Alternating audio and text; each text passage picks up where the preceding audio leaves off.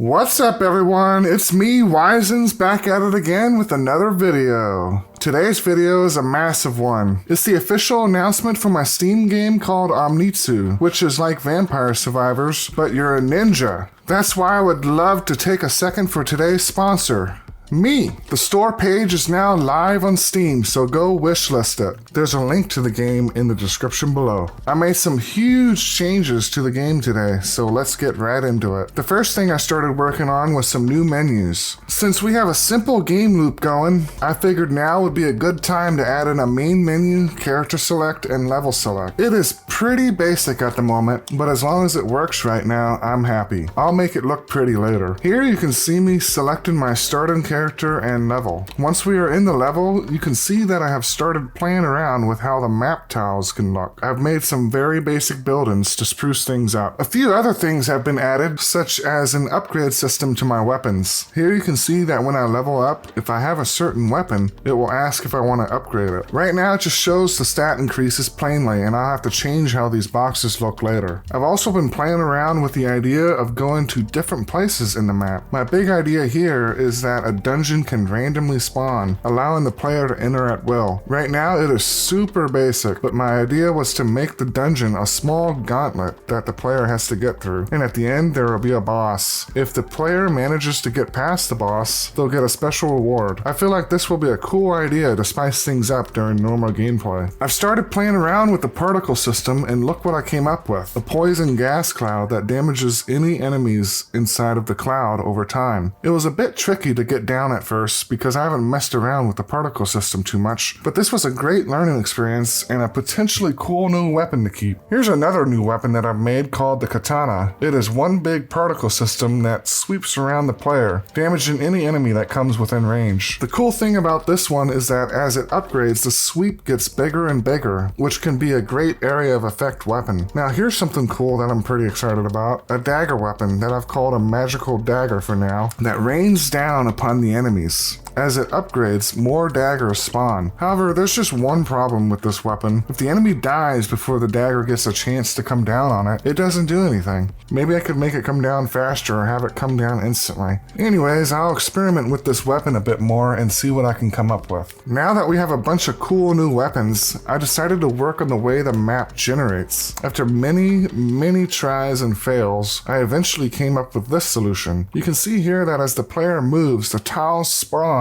all around the player in all directions. The only way this can work with my current system is if I keep all the map tiles that I make the same size. And the reason I'm doing this is because the map is going to be infinite.